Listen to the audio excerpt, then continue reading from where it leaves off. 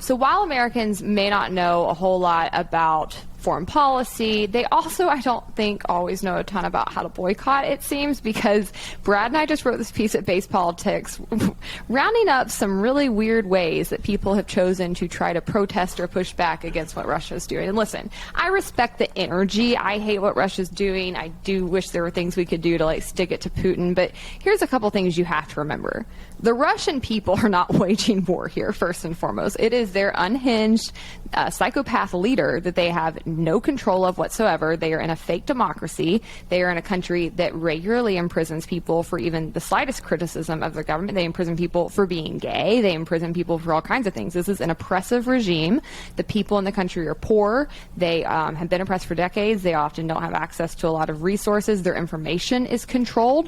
They have a lot of state media. Right now, the media, even those people will go to jail if they don't stick with the right narrative that the government wants in this country. And so when you look at what people are doing to push back on Russia and Russians, a lot of it is stuff that really will just further hurt these people. And the people have done nothing wrong. In fact, many of them are risking their lives to protest their government right now, which is very heroic. And so while we should condemn Putin and his oligarchs for what they're doing, I do think it's important that we separate the two and remember that the Russian people as a whole are devastated about this. There's a lot of people who are in our country who are Russian, who are pro-Ukraine in this situation, who are just really upset and speaking out and being very brave. And so just want to commend them on that. And we want to give you guys a couple things that have happened that people have been doing to try to get Putin, but really I guess they're just going to end up hurting Russians in general, or sometimes they're just going to hurt us like Americans. So the first one that we covered is that Russian cats got banned from a competition recently. And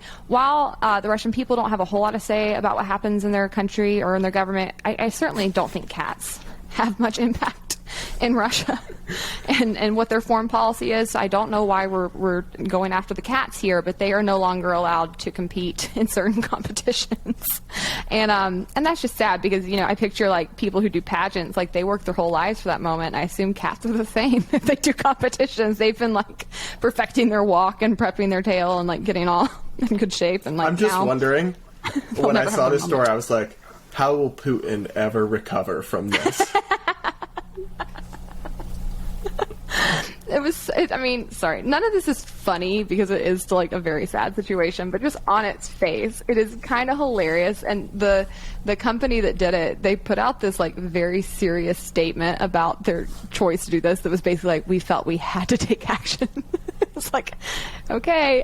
They said they simply could not witness these atrocities and do nothing.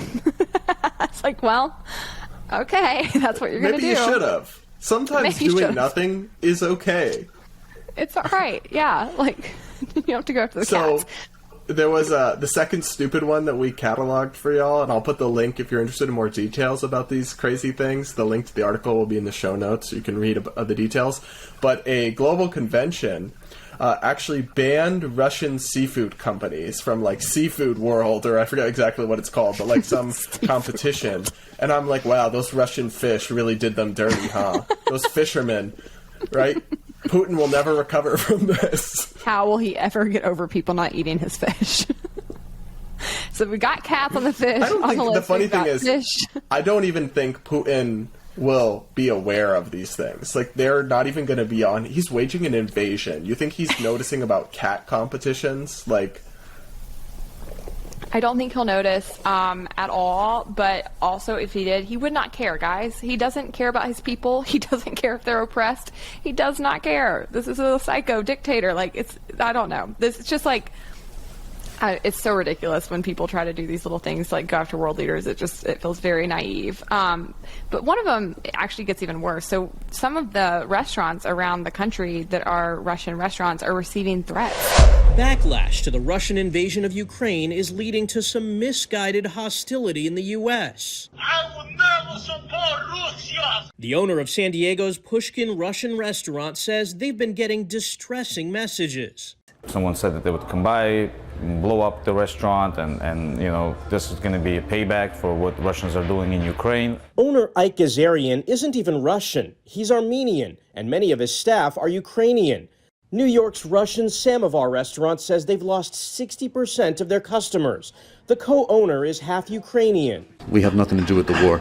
We want the war to end. It's really very sad because these, again, are just small business owners who have done nothing wrong, who have usually spoken out and condemned Russia in their action. One of them, the chef, isn't even Russian. He's like Armenian, and he employs a ton of Ukrainian people, and yet people are going after this restaurant because it's Russian. So that's just really silly, guys. These Russians didn't do anything wrong. They're just victims of this as much as anybody else is, and as a whole, like, especially people who've gotten out and come here and who are now Americans, those are our fellow citizens, and there is no reason to take this out against them. Clearly, they escaped Putin's regime for a good reason. Yeah, I just wish we had learned. Like, I thought that after 9/11, when we had all of this kind of thing against Muslim Americans, this discrimination and this guilt by association and all of this, I honestly thought, maybe that was naive, that we had learned, and I think a lot of people have, that it's wrong to do that kind of thing.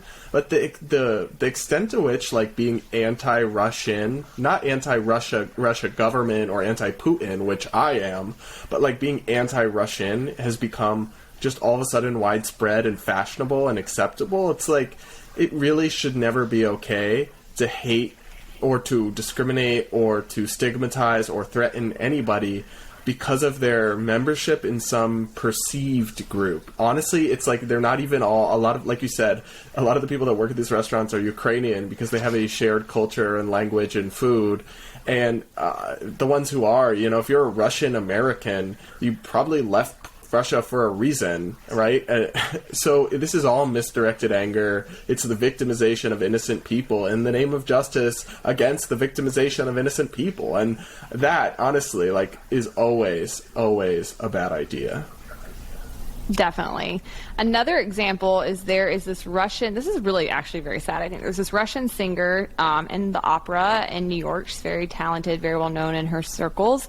And she is not going to get to perform at the Met this season because while she spoke out against the conflicts, that was wrong, she doesn't support Russia's invasion, she has not been mean enough to Putin publicly for these people. And they think that she should have to condemn him more explicitly. And since she hasn't, they're replacing her with a Ukrainian opera singer. Now, here's the thing. Again, she has been outspoken against the conflict. Has she come out and trashed Putin? No. But let's put two and two together here. Most likely she still has family in Russia. And if you speak out against Putin, if you speak out against his regime, they are literally putting people in jail for this. In jail. And their jails, I mean, not to say our jails are great places either, but like, these are not human rights places. Like, they're not upholding human rights in these jails. There's it's an no telling what understatement. happens in them. Yeah, like, I just, this is stupid. The fact that you, like, these people, these elite people in New York City at the Met are like, oh, you weren't mean enough to Putin for us that you can't sing for us. It's like, you idiots. She'd get her family killed if she was. Like, she's very clearly not pro-Putin. Come on. And so now she's being punished for this. Like, this is the What's kind of thing you hilarious see to on me the about left. this one, I mean, and I say hilarious because it's so absurd, it makes you want to laugh, but it's really horrible, honestly, is that these, you know, the people, I'm assuming here, but I think it's a fair assumption, the people that run the Metropolitan Opera in New York City are probably very, like, liberal cultural elites who always talk about, like, diversity or inclusion or whatever, yet they are demonstrating zero cultural understanding here of somebody that's not like them or comes from a different background, because if they did, they would understand that it's really unfair to expect somebody to condemn Putin where that could endanger their friends and family at home. I mean, at first glance, oh, she's pro-Putin. Okay, maybe that, if that was really true, but we don't know that because, like, she can't condemn him. So this is just another innocent person being purged because they're Russian. And, like, that's not something we should accept in our society. No, and actually, like, this is something I actually feel like the progressive wing does a good bit, where they're so big on virtue signaling and, like, performance kind of ethics that they actually usually miss the mark. Like, I saw a bunch of people after the Super Bowl on the left, because this is, like, I don't know if you noticed this, but Eminem kneeled during the performance, and he was the only person that kneeled during the performance, and none of the black artists did. And some people on the left were trying to, like, criticize the black artist for not kneeling and be like, oh, so just Eminem kneeled? Like, okay. Like, and it's like, okay, Eminem's career isn't on the line if he kneels. Nothing happens to him. Like, for many of these other artists, they never got invited to places like the Super Bowl before, and like they might actually really hurt. This is the first time they're getting in front of white America and these big audiences, and like it could actually really hurt their career. Like it's just they don't think through these things at all because everything is performance to them, and they never stop to think that the people they're doing this performance art for might have different calculations they have to make. Yeah. Anyways, And on that note, you know, speaking of virtue signaling performance art that doesn't think through fully who it might hurt, we have to talk about all these clips that are going viral of people, restaurants and liquor stores pouring out Russian vodka or banning its sale in the future.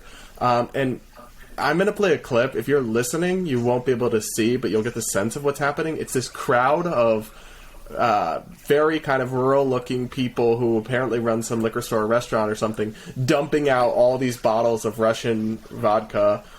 Take a listen to this, because, boy, it is quite something. All right, in support of the Ukraine, we will no longer be serving any Russian vodka. Wolverine! Let's go!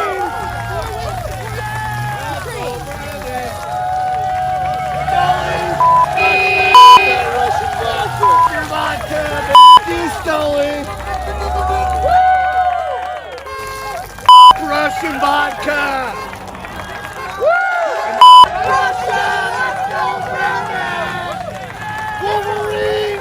Wolverine! Hannah, my first response to this, there's two big problems with this, but one is, do they not realize that they already paid for it? Like, it doesn't matter. Putin is not owned by you giving them money and then throwing away the good instead of consuming it. this is like when people burn their Nike stuff after the kneeling began. I was like, you're just burning your own stuff. Like, I don't know what that does to anybody. People already got your money. Like, I'm not really sure what's happening here, but yeah, they already paid for it, so now you just don't have any liquor. And then secondarily, the funny thing is that most of these Russian branded vodkas and liquor products that they're throwing out are not even made in Russia. The big one, which I think most people have seen, is Stoli's, and they're actually headquartered in Luxembourg. Like, they're not even remotely Russian, actually. And that people are like, screw Stoli, watch this.